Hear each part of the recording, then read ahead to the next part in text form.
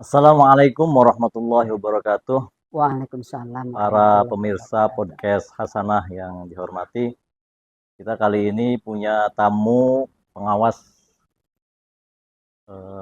Kementerian Agama Kabupaten Cirebon, Dr. Anda Isholia MPD.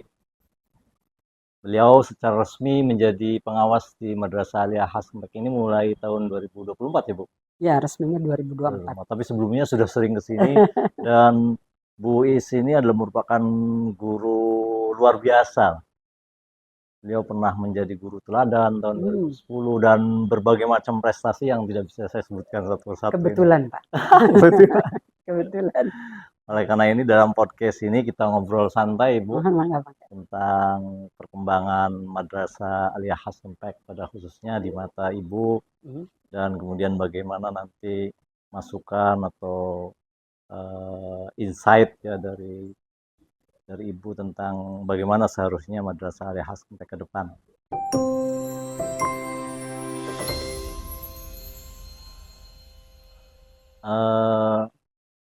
Tentunya Ibu menjadi pengawas itu menjadi guru terlebih dahulu ya. Berapa lama Ibu menjadi guru, Bu?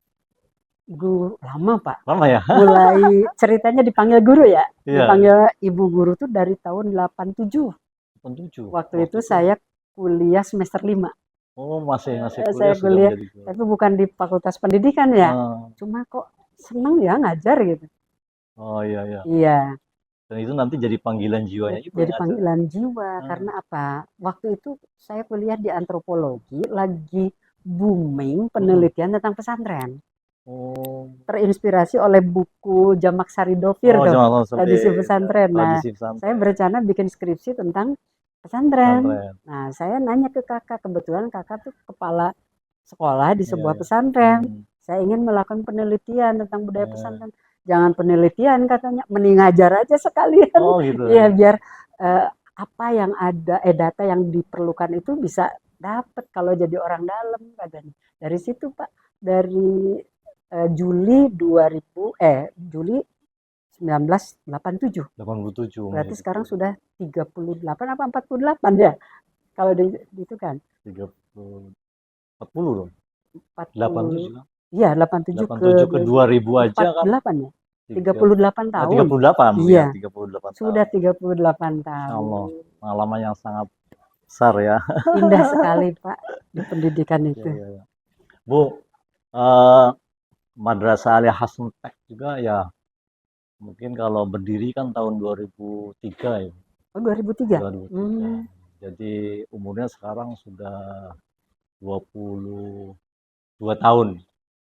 23 ya? 23, hampir masuk 23 ya. Iya Pak, gimana tuh ceritanya?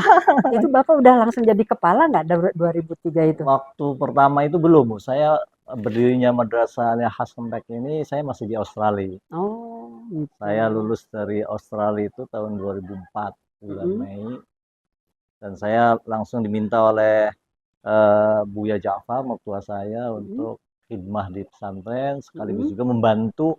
Waktu itu kepalanya Pak Ibnu Sirin. Oh, yang guru Mandua. Guru Mandua, terus menjadi kepala sekolah di Kuningan. Manduragung Kuningan. Dan kemudian katanya kembali lagi ke Mandua. Oh, pernah Pak Ibnu Sirin di sini. Itu lumayan beberapa tahun di sini. Nah, pada awal mulanya itu Bu, Madrasah Aliyah Hasanumpek ya sebenarnya ini merupakan terobosan dari Buya Ja'far ya. Mendirikan sekolah formal di pondok pesantren. Oh, jadi beliau yang punya prakarsa itu. Prakarsanya beliau. Yang pertama didirikan apa Pak waktu itu? Yang pertama didirikan awalnya sih MTS terbuka dulunya. Oh MTS, bukan SMP? Bukan. Oh MTS ya, ada ya MTS terbuka juga. Ada. Tahunya saya SMP terbuka aja. Itu programnya Kemenag kalau nggak salah. Oh iya. Tapi beberapa tahun MTS terbuka itu dihapus.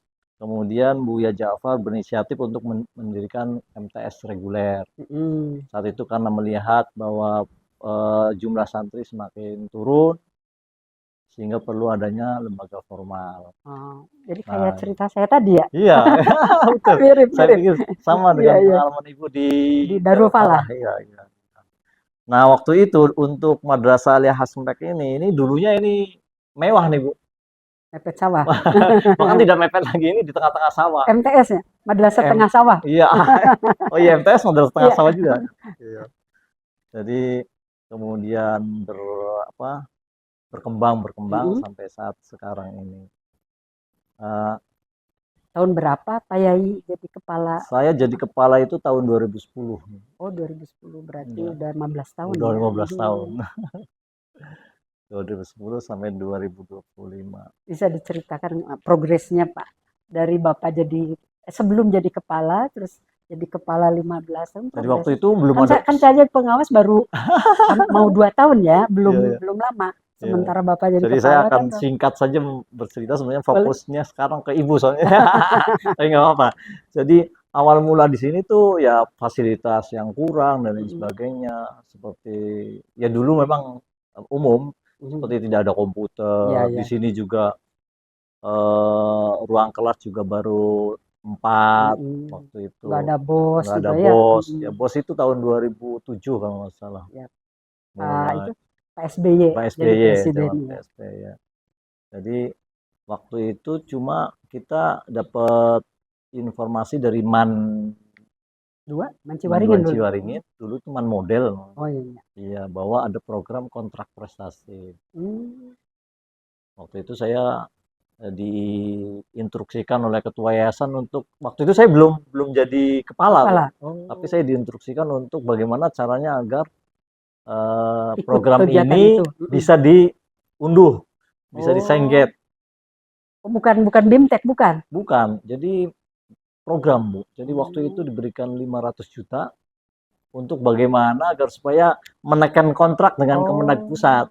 Bagaimana agar supaya Madrasah Aliyah Hasampek itu bisa menjadi madrasah yang berprestasi. Baik dari segi namanya kontrak prestasi. 500 juta waktu itu sangat besar, ya lumayan lah. Tantangan itu ya, tantangan. Dikasih modal segitu gitu, supaya waktu, berprestasi. Waktu itu baru informasi dari Man, mungkin karena Man juga perlu melibatkan swasta, Hasampek yang dilibatkan, dan saya juga sampai bolak-balik dan lain sebagainya, sehingga alhamdulillah di tahun 2009 itu kita mendapatkan kontrak prestasi dan itu bisa kita gelar. Saat itulah kemudian kita mencoba untuk berpikir tentang bagaimana membuat madrasah aliyah yang bermutu, madrasah aliyah ya punya kelebihan tersendiri lah daripada madrasah aliyah swasta yang lain di pesantren-pesantren. Baru tahu saya. Ya, jadi bantuan itu jadi trigger. Tapi 500-an juta saat itu mah besar sekali. Besar sekali, masih sangat besar. 2009. 2010. Oh, dari situ mulai start. Nah, kemudian alhamdulillah setelah saya menjadi kepala juga, bos itu kan penuh tuh. Tahun berapa itu? Tahun 2011 kalau nggak salah ya. Mulai semuanya. Terus dalam asalnya sebagian saja dan jadi support dana lumayan. Nah, santri waktu Pak Yai jadi kepala itu berapa orang? Dulu santri secara keseluruhan di sini. Siswa ya. Kalau siswa itu mungkin sekitar 400-500. Sekarang tadi saya lihat di instrumen 1453. Wih, luar biasa. 1000 penambahannya selama 15 tahun. 15 tahun. Jadi awal mulanya itu tahun 2013 itu. Tahun 2013 itu kita ada Munas Alim Ulama. Itu saya pikir Thariqah bukan? NU. Oh, NU. Iya. Munas Alim Ulama NU itu awal mulai dikenal gitu ya. Dikenal. Banyak sekali murid-murid dari luar Jawa dan sebagainya yang daftar ke. Jadi mulai Munas itu. Munas itu persiapannya kan saya jadi ketua lokal. Ketua lokal itu kan ada ketua pusat, ketua provinsi, ketua lokal. Saat itu saya menjadi kepala dan pas beberapa hari sebelum acara Munas itu ada akreditasi. Di Madrasah Aliyah. Atau kesibukannya lumayan ya. Waktu akreditasi itu saya harus ikut rapat ke pusat karena insya Allah akan kedatangan SBY waktu itu. Munasnya kedatangan SBY. Jadi saya waktu itu ke asesornya minta maaf bahwa mungkin tidak bisa menemani Ya, tapi kata asesnya sudahlah percaya Ya. katanya. Oh gitu, itu Iya, 2013. 2012, 13 ya. Hmm. 13 tuh, Ya, ya, ya. 2013. Nah, itulah saat itulah kemudian Mulai saat itu mulai ya dikenal luas dikenal luas se-Nusantara, se-Nusantara dan jumlah siswa kemudian signifikan kenaikan. signifikan. Gitu. Jadi Kita Munasnya momen penting ya. momen penting Sering-sering lah ada ya. Munas di sini ya. Tapi katanya sih Bu, kalau Munas seperti itu harus berkorban salah Ya. satu tokohnya. Enggak, ini mitos ya. Iya, Jadi gimana setelah katanya? Munas itu Buya Ja'far meninggal dunia. Oh, kayak tumbal gitu. Iya, kayak itu. Jangan atau Kita juga ada Pergamanas tuh, Pramuka, gerakan Pramuka Nasional lah ya, yang diadakan oleh NU juga. santri itu. Iya, Santri. untuk santri kita juga mengundang seluruh sekolah NU di Indonesia. Tapi setelah Pergamanas juga kemudian Kiai Aksin meninggal dunia. Oh, jadi mitosnya. Jadi mitosnya seperti itu. Jadi Apakah benar atau tidak? tapi Tapi belum 3 kali kan, baru 2 kali. baru 2 kali. Artinya masih mitos juga. Nah, Gitu. kemudian Bu, kita untuk pengawas yang mengalami itu Pak Abdurrahman itu. Oh, waktu zaman Bapak Iya, jadi Bapak kepala. Pak Udah Abdurrahman. berapa pengawas? Ya, Pak Abdurrahman, kemudian Pak Rosyid, dan sekarang Ibu. Oh, jadi Bapak mengalami, bukannya, bertemu dengan 3 pengawas dengan 3 saya. pengawas. Alhamdulillah. Pak Abdurrahman cukup lama sih kayaknya. Oh, Ya, kemudian Pak Rosyid dan iya, dari cerita para senior itu pada seneng Iya, jadi iya, iya. pengawas di Khas Kempek. Khas Kempek Saya ya. jadi penasaran ya. Saya bakal jadi pengawas di Kempek nggak ya? Ternyata kelakon juga ya. kelakon juga jadi pengawas. Nah, Bu, sekarang menurut Ibu, tentunya Ibu mengetahui Madrasah Aliyah Khas Kempek kan ya tahun-tahun 2024 dan sebelum 24 itulah awal, ya. Kira-kira bagaimana menurut Ibu, pengamatan Ibu, pengalaman Ibu ketika Iya. berinteraksi Tentang Khas awal? Kempek. Ya, tentang Khas Kempek. MA Khas Kempek. Madrasah Aliyah Khas Kempek. Iya, seperti anggapan orang luar kebanyakan Iya, iya. yang tadi saya ceritakan Iya, ya iya, di iya. awal, bahwa saya juga menganggap bahwa yang saya tahu Khas Kempek memang sudah bagus lah. Setahu saya tuh sejak saya jadi pengawas 2017, yang saya tahu Khas Kempek itu siswanya banyak. Iya, iya. Terus karena figur Kiai ya, Iya. Said Akil Siroj, wah itu. Terus teman-teman murid-murid kan banyak nyantri di sini MTS-nya. Betul. Saya di Man 1 waktu itu banyak santri-santri siswa di Man 1 itu MTS-nya di sini. Banyak cerita kan. Pokoknya frame saya itu Khas Kempek itu bagus lah. Sebelum jadi pengawas udah punya lah gambaran. Udah gambaran seperti orang-orang. Karena akses ke pemerintah pusat lurus bypass. Oh, pantas maju karena ada orang pusat. Dua orang pusat lah. Dua orang pusat, misalnya wajar maju juga. Kan gitu. Nggak ada ketertarikan apa-apa ya. Yes, bagus lah. Wajar ya maju karena punya orang pusat gitu aja. Sama seperti anggapan yang lain gitu. Sampai para pengawas senior itu kan mempertahankan di Khas Kempek. Ya. Saya sampai mikir, istimewanya apa ya Khas Kempek sampai para pengawas itu betah di Khas Kempek? Apa karena siswanya banyak? Gitu ya. Ya, suatu saat saya kayaknya akan jadi pengawas di Kempek. Ternyata Allah merengken ya. Saya jadi pengawas di sini. Ya, begitu saya datang, ya saya takjub ya. Karena bersih gitu. Pertama tuh bersihnya tuh. Sebab banyak bersih dulu yang dilihat bersih. Saya tidak lihat apa tuh jemuran bertebaran gitu ya. Nggak lihat itu gitu ya. Nah, bersih terus asri kan ya. Oh, enak ya untuk jadi pesantren gitu, tempat pendidikan. Nah, setelah saya masuk jadi pengawas terutama ya, mulai saya lihat ada hal-hal yang berbeda di Kempek itu. Pertama dari sisi kebersihan ya, cara menerima tamu bagus. Tokoh kiainya, kepala sekolahnya kiai tapi low profile ya. Saya suka bilang, saya suka dengan sosok kepala MA Khas Kempek, walaupun santri kiai tapi low profile dan humble. Itu yang jarang saya temukan Pak Yayi ya. Gitu ya. Kalau begini guru-guru itu akan merasa nyaman ya. Kan sosok kiai itu luar biasa ya, dihargai sekali oleh santri sampai pada nunduk kan kalau ke kiai. Tapi ini kok kiainya low profile ya. Ketemu pengawas saya, siapa sih saya gitu ya, pengawas perempuan baru, tapi kok kiainya ya istilahnya memperlakukan saya sesuai dengan posisi saya. Ya, saya tidak lihat high profile ditunjukkan oleh Pak Yai. Nah, saya tuh sambil ngobrol atau setelah itu saya berpikir, ini akan maju, bahkan pantas siswanya banyak, orang guru-gurunya kerjanya nyaman. Sebab apa? Di tempat yang nyaman, bekerja itu bisa maksimal. Itu tidak lepas dari pemimpinnya. Nah gitu Pak ya. Jadi tetap sosok pemimpin itu bagi saya itu kunci utama. Saat seorang kiai, pimpinan itu humble ya, low profile, bisa memberi kesempatan pada stafnya sehingga mereka bisa bekerja dengan nyaman.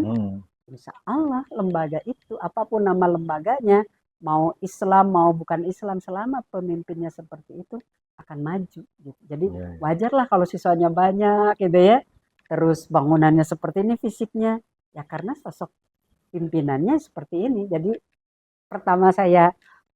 kesan pertama saya ke sini yaitu pantas maju. Karena apa? Sosok kiainya inilah yang bisa menumbuhkan iklim kerja yang bagus, yang bisa mendorong warga lembaganya berprestasi. Begitu Pak Yai. Jadi gini Bu, tadi kan berarti persepsi orang luar itu Madrasah Aliyah Khas Kempek itu mungkin diuntungkan karena punya tokoh karismatik ya. Kayak Said Agil sebagai tokoh Jakarta. Iya, NU gitu ya. NU Sebetulnya beliaunya ketua PBNU, udah uang itu nggak kemana lagi gitu ya. Setiap bantuan pasti kan selama ini yang dipahami oleh banyak orang juga saya, kalau pejabat di atas itu ada anggaran untuk pesantren, kan ke yang deket dulu. Dulu SIM Sarpras itu diabaikan oleh sekolah, oleh madrasah-madrasah. Percuma ngisi SIM Sarpras. Toh yang dapatnya nanti ya pesantrennya pejabat. Itu juga. Itu juga gitu. Makanya dulu madrasah itu abai dengan SIM Sarpras karena kekecewaan yang luar biasa. Tapi 2 tahun ini SIM Sarpras kok efektif ya. Sekolah yang tidak punya tokoh yang dekat dengan pemerintah pusat juga bisa dapat gitu. Mungkin ini karena ada reformasi. Tapi sebenarnya gini, kalau menurut pandangan saya ya khusus pengalaman di Kempek itu, ya memang bagaimanapun tokoh nasional itu penting lah. Dan jelas ada pengaruhnya atas bagaimana kemajuan menjadi semakin terkenal ya karena ada tokohnya. Tapi menurut saya memang tidak sebegitu juga, tapi artinya tidak serta-merta gitu tidak serta-merta bahwa punya orang pusat itu segalanya menjadi mudah. Karena ini juga dulu Buya Ja'far itu juga sering mendapatkan omongan, misalnya ada program atau ada apa dan sebagainya, ada prestasi yang dituliskan oleh Khas Kempek ini. Kemudian kata orang luar tuh ya pantes lah Kempek sih duwe Kang Said. Jadi majunya Khas Kempek itu tapi kata Buya tuh sambil marah, iya wong Jabas sih ndelengnya anak Kang Said kan oleh usaha kita deh. Kata Buya Ja'far. Jadi tidak serta-merta bahwa punya orang pusat itu kita akan maju. Saya pikir memang harus ada kolaborasi atau mungkin kerjasama antara ya pengaruh dari luar, gitu ada link juga bagaimana kerja di dalam nanti. Dan memang ya seperti kontrak prestasi itu yang saya ceritakan tadi. Jadi yang memicu perkembangan MA Khas Kempek itu dari kontrak prestasi itu. Berarti berhasil dong program Kemenag ya? Iya. Betul. Kalau Kemenag kalau tidak ada kontrak prestasi mungkin tidak. Orang Kemenag yang dulu bikin program itu lihat Kempek sekarang berarti merasa puas bahwa programnya itu dapat memotivasi, memacu sebuah sekolah sehingga punya pemikiran ke depan bagaimana bisa menorehkan prestasi. Bahkan terakhir MA Khas Kempek mengembangkan digitalisasi dengan masif ya. Pernah jadi juara di kabupaten juga ya di bidang digitalisasi, dan itu tidak dimiliki oleh sekolah swasta lain di Kemenag Kabupaten Cirebon. Luar biasa. Jadi oleh karena itu sejak kontrak prestasi itu Madrasah Aliyah Khas Kempek itu orientasinya adalah bagaimana menorehkan prestasi. Jadi orientasinya ke prestasi. Karena kontraknya juga prestasi ya. atau match dengan obrolan kita ya. Udah sekarang mah mikirnya prestasi. Iya. Di segala bidang. Iya. Awalnya non akademik ya, saya baca di internet non akademik ya, ke pesantrenan kayak MTQ gitu ya. Tapi kesininya akademik juga mulai banyak ya. Saya ya karena sebelum saya ke Kempek kan saya googling dulu tentang Kempek. dulu ya. Jadi benar pesat sekali memang, terutama digitalisasi. Nah, tadi terkait komentar kan. Kayaknya nanya ke saya komentar saya seperti apa tentang Pas Kempek.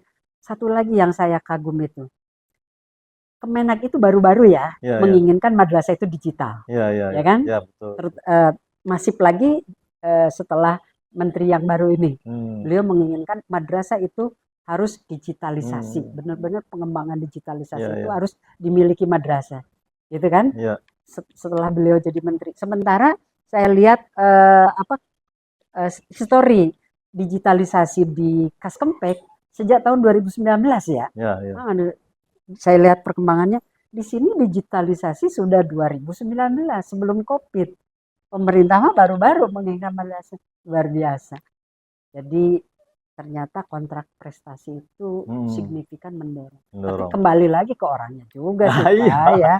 Kembali ke personnya juga. Kalau personnya nggak seperti yang diamanatkan. Sepertinya kita ya, bukan saya pribadi sebenarnya, kan kita juga tadi ya, saya memang berusaha dekat kepada guru-guru dan lain sebagainya, Bu.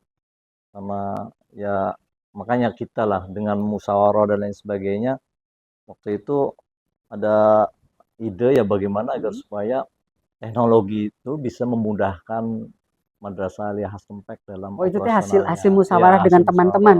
Jadi bagaimanapun juga harus diakui, Bu, bahwa Madrasah Aliyah Khas Kempek itu kan punya handicap ya, punya kendala-kendala untuk menjadi ideal itu. Salah satunya ya mungkin karena Madrasah Aliyah Khas Kempek kan ada di tengah-tengah pesantren yang memang punya kurikulum yang sudah mapan. Oleh karena itu salah satu usulan-usulan yang akhirnya kita terima dan kita bahas secara intensif itu sejak tahun 2017 tahun 2018 bagaimana kita menggunakan teknologi untuk mempermudah memfasilitasi proses pembelajaran di Madrasah Aliyah Khas Kempek ini. Nah, sehingga tahun 2019 itu kita luncurkan digitalisasi madrasah. Sudah simak namanya belum? Sudah simak. Oh, sudah simak waktu itu teh. Kita alhamdulillah punya alumni juga. Oh, itu produk alumni. Iya. Luar biasa ya alumni. Punya alumni, jadi memang untuk masalah biaya tidak terlalu bersahabat ya. Harga alumni. Harga alumni, meskipun ya ada harganya juga karena memang ini sistem yang terpadu. Nah, alhamdulillah ya, ini bukan alhamdulillah, mungkin apa ya namanya, pas kebetulan kan kemudian Covid tahun 2019 itu. Sehingga program digitalisasi yang kita sudah canangkan, sudah mulai dibangun, terakselerasi, tergenjot ya oleh kondisi dunia saat itu. Betul, waktu itu kan ada beberapa bulan itu ketika santri harus diliburkan, sedangkan pembelajaran harus daring dan lain sebagainya. Saat itulah kemudian. Efektifnya daring waktu itu berapa semester di sini? Waktu itu jadi kita juga dinamis nih, Bu. Ada di mana santri itu diliburkan. Tapi kemudian dirasa kurang efektif, udah santri ditarik lagi ke sini. Jadi blended ya? Iya, karena yang penting orang luar jangan masuk sini gitu. Gitu ya. Kalau santri nggak apa-apa. Iya, gitu. Kalau santri nggak jadi pada masa Covid itu sempat ada offline juga? Sempat ada offline juga, sempat ada online juga. Nah, pas saat online itulah kemudian SIMAK bisa dikebut gitu. Termasuk dan lain sebagainya. Perbaikan sistem terus, progres terus. Jadi enggak, SIMAK dulu dengan SIMAK sekarang progresnya besar enggak itu? Ya besar, Bu. Terus karena kan dikembangkan terus. Ya awalnya mungkin dalam kurikulum, kemudian akhirnya kesiswaan dari kecil lah. Dari hal-hal yang kecil kemudian dikembangkan dan lain sebagainya, sehingga menjadi ya, tapi sekarang kan sudah 5 tahun nih, Bu.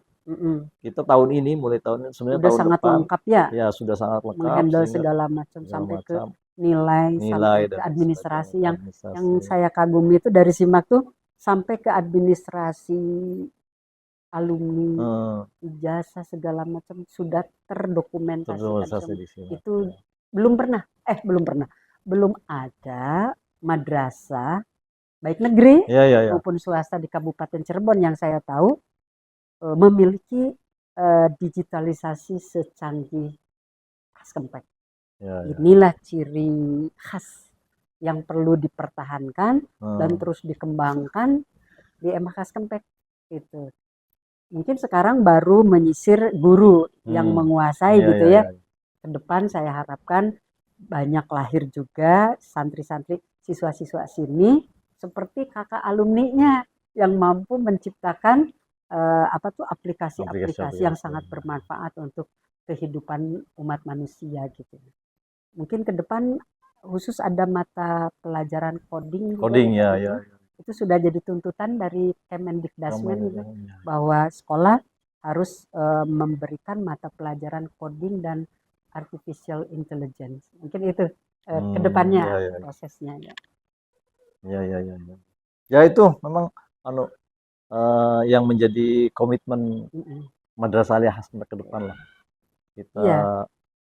terbuka dan siap menerapkan itu coding dan sebagainya. Ya. Nah, ada satu lagi Pak yang Ya, bisa saya kan tadi Bapak nanya terus ke ya, saya siap. kayak gitu tentang bagaimana pendapat saya atau kesan saya tentang MA Iya, iya. Kaskempek. Ada satu Pak, majunya Kaskempek itu selaras dengan hasil survei akreditasi tahun 2020 yang mengatakan bahwa majunya sebuah lembaga itu lebih banyak tergantung dari dua faktor. Iya, iya. Yang pertama faktor manajerial atau manajemen yang bagus. Kedua didukung oleh finansial yang cukup. Nah, Kaskempek tentu punya keduanya. Bukan tentu, punya keduanya. Iya, iya, iya. Manajemen yang bagus, program yang bagus, disupport oleh dana yang cukup, juga tak lupa yayasan yang support. Sebab Ya, sebagus ya. apapun lembaga, kalau Betul, yayasan betul. tidak merestui, tidak memberikan celah, ya hanya tinggal Ya, satu lagi Bu yang jangan dilupakan, didampingi oleh pengawas yang super. Kan dulu juga sudah didampingi pengawas, sudah maju. Tapi terima kasih. Jadi penyemangat juga saya. Cuma sayangnya sebentar lagi pensiun 1 ya, tahun lagi. Tapi justru ada kebanggaan madrasah-madrasah yang saya tinggal misalnya, terus pada maju-maju ada kebanggaan sendiri. Walaupun bukan hasil kerja saya, tapi nontonnya tuh enak gitu ya. Ya sudah dulu Pak. Cukup ya 27 menit cukup ya.